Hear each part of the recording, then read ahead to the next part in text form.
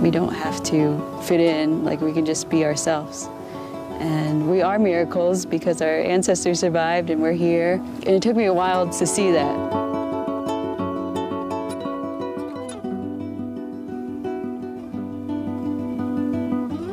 We're going to hold a small ceremony and really bless the fire, thank the fire, and burn away anything that we feel called to. Maybe write it down and throw it into the fire.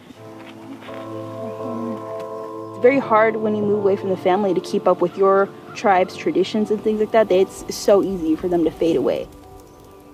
Well, you're strong Indigenous women, and I feel like this is definitely a time for our voices to be heard.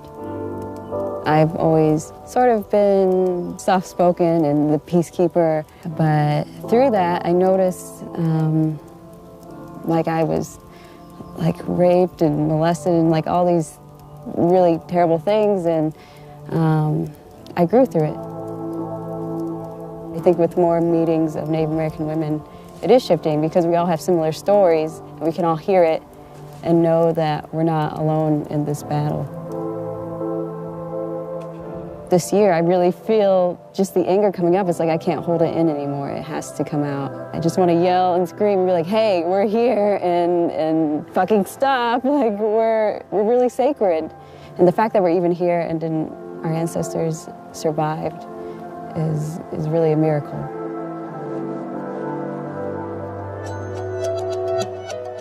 This is my house. I grew up here until I was 7. I was a really feisty little kid. I was really outspoken and said exactly what was on my mind all the time. My mother is Kiowa and Comanche, and my father is Havasupai and Kumeyaay. I don't know anyone else who is those 4 combinations of tribes. Here was sort of the spot that I hung out the most. And climb up there, and I remember when Pocahontas came out, and I would stand on the rock, and I'm like, I'm Pocahontas. Growing up in such an age of pop culture and things, I sort of lost that sense of the tradition. Since I grew up a lot outside of the reservation too, I sort of felt like I had to adapt. When I just sat down with my Comanche family and heard the songs, I felt like I was transported back into the ancient ways. When I reconnected to the ceremony, I reconnected to my innocence and that feeling like, wow, anything is possible.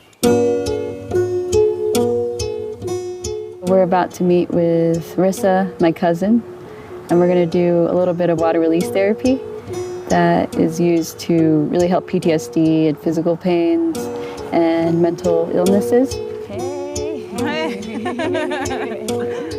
The water amplifies everything. It amplifies the energy and frequencies and transmute it into love, sort of, yeah. Hi, my name is Melissa Hill, and I am from the Viejas Reservation. As I was growing up, I was definitely into the partying, the drinking, the drugs. The alcohol and drug abuse is just a symptom of what really happened to our people, and that is genocide, intergenerational trauma. They beat and raped and killed the spirit out of us. They tried to anyway. So along with this whole path of destruction, I'm gonna try to be that break where it's like, no, I'm not gonna pass this on to my kids. I'm gonna try to heal myself the best that I can to the best of my abilities.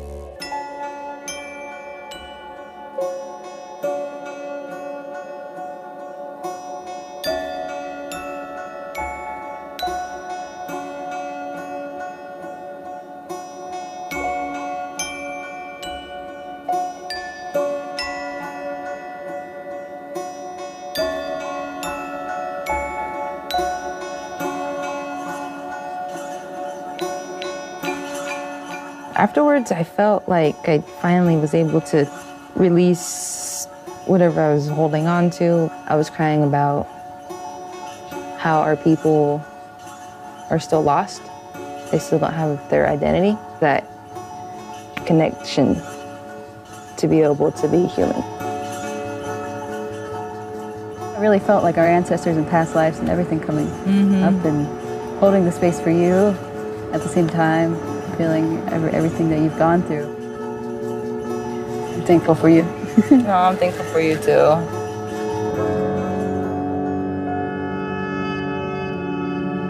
My grandma She got this for me. It says Kumeyaay, West Coast native. That's the tribe I'm from. She got it over here at the tribal hall. I don't know the dude that made it, but he's Native American as well. We get like named by like animals for our middle names. So like my middle name is Bear. I think it's pretty cool. My middle name is Wild Horse. I like that a lot. You can say these words in Kumeyaay. It's just you'd have to personally for me, I gotta have to like learn them. My generation and then the generation behind me, like we don't know a lot of our own words, and that just shows you like how little Native Americans are with like their culture.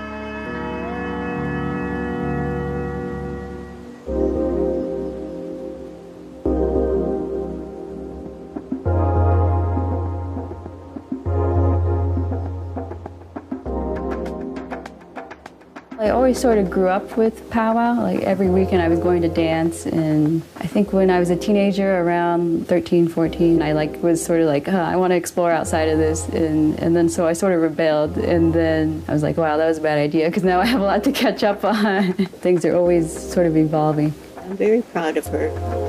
She's very special. She always has been. When she dances, it's just beautiful. Hey, puppy. Dance strong, dance free of people. So these are my moccasins, and I brought my Fenty Puma shoes. I'm always being told don't be so materialistic, but they just make me feel so good.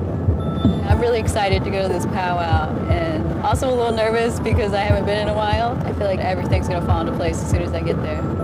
It's like this energy you can't feel anywhere else.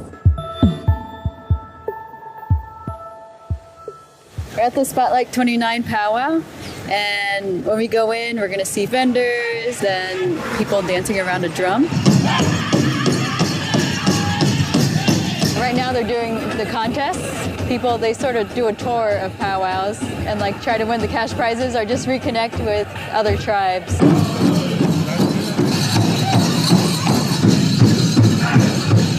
My dad's beadwork, so every time I wear it, it's just real sacred to me. I feel the spirit and stuff, and it's an honor to, be able to keep your tradition alive and dance.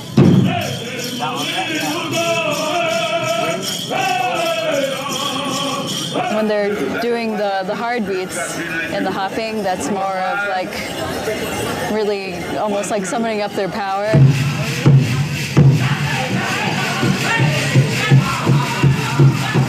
This is how we met, actually, when we were like 10 years old. And we've been friends ever since. The stuff that we wear, everything is a lot more modernized. So, for example, I got these skirts off of Amazon. It has to be more flashy now since it's better competition. It's more contemporary. Anything you can do to catch the judge's eye.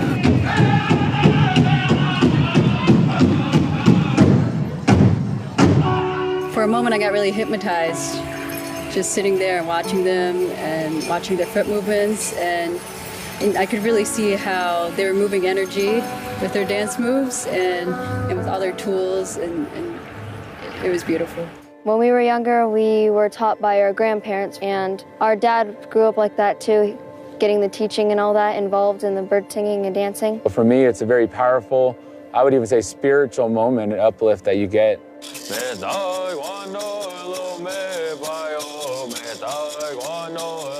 These days we wear dresses that have ribbons on them.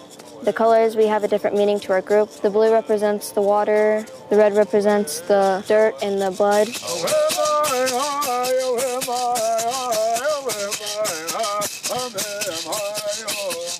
Feels like we're sharing what we've got because that's the only thing we have. We got our traditions, our dances, and our moves. Expressing how we are as Native people kind of shows that there's more to us than just having long hair. It just shows as us people that we are as one and that we are still here.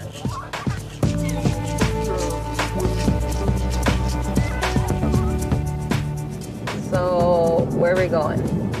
We're going to Trilogy Sanctuary, and it's right near the beach. Misty from the Res is also coming.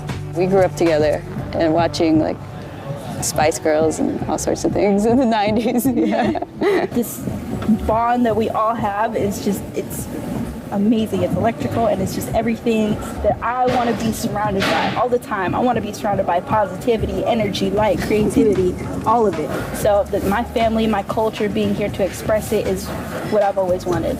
We're still here, we're still fighting, we're still doing our traditions, we're still doing our prayers, still doing our ceremonies.